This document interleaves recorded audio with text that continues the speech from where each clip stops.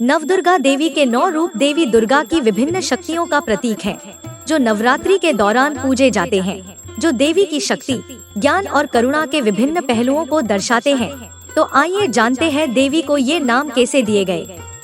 नवरात्रि के पहले दिन शैलपुत्री मां की पूजा होती है, जो पूर्व जन्म में सती थी, जिन्होंने पर्वतराज हिमालय के घर जन्म लिया।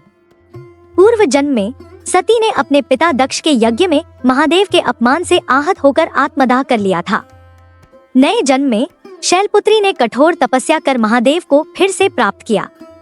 जय मां शैलपुत्री। नवरात्रि का दूसरा दिन मां ब्रह्मचारिणी का माना जाता है। महादेव को अपने पति रूप में पाने के लिए माता पार्वती ने हजारों वर्षों तक कठोर तपस्या की।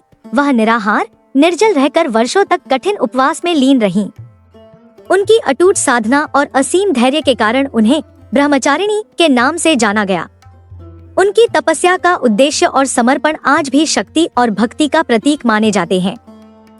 तीसरा दिन होता है मां चंद्रघंटा का, जब शिवजी देवी पार्वती से विवाह करने के लिए उनके घर जाते हैं, तो उनका रूप देखकर पार्वती के माता पिता भयभीत हो जाते हैं और उनकी माता मैना देवी मूर्छित हो जाती है।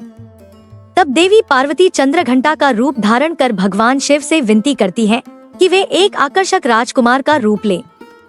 शिवजी उनकी प्रार्थना स्वीकार करते हैं और फिर उनका विवाह संपन्न होता है। तभी से देवी पार्वती मां चंद्रघंटा के नाम से जानी जाती हैं, जिनके मस्तक पर चंद्र का अलंकार होता है।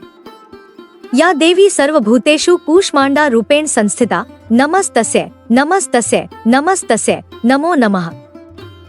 नवरात्रि के चौथे दिन मां कूष्मांडा की पूजा की जाती है। यह देवी वह शक्ति स्वरूपा है जिनके उदर से संपूर्ण ब्रह्मांड उत्पन्न हुआ है।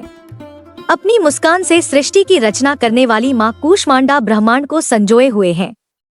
इन्हीं की कृपा से जीवन का संचार होता है।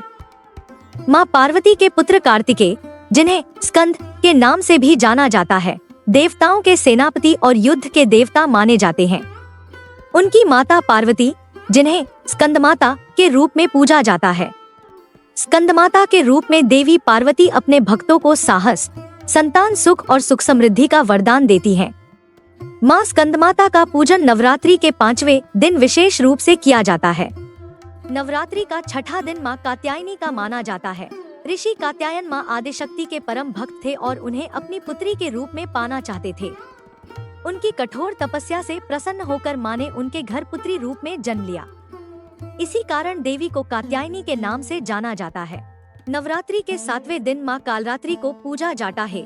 जब राक्षस रक्तबीज माता दुर्गा से युद्ध करने आया, तो उसके रक्त की प्रत्येक बूंद से नया रक्तबीज उत्पन्न होता गया। यह देख माता दुर्गा ने कालरात्रि का भयानक रूप धारण किया और उसकी रक्त की बूंदों को पीकर उसका अंत किया। तभी से उन्हें कालरात्रि कहा जाने लगा। नवरात्रि के 8वें दिन देवी महागौरी की पूजा की जाती है। शिव को प्राप्त करने के लिए देवी पार्वती कठोर तप करती हैं, जिससे उनका रंग काला हो जाता है। भगवान शिव प्रसन्न होकर उन्हें गंगा में स्नान करने को कहते हैं, जिसके प्रभाव से वे गौर वर्ण की हो जाती हैं और महागौरी कहलाती हैं। नवरात्रि का अंतिम दिन नवमी देवी सिद्धिदात्री की पूजा को समर्पित होता है। यह देवी अपने भक्तों को सिद्धि, बुद्धि और इच्छित फल प्रदान करती है। मान्यता है कि भगवान शिव ने भी इन्हीं से सिद्धियों की प्राप्ति की थी, जिसके परिणामस्वरूप वे अर्धनारीश्वर कहलाए।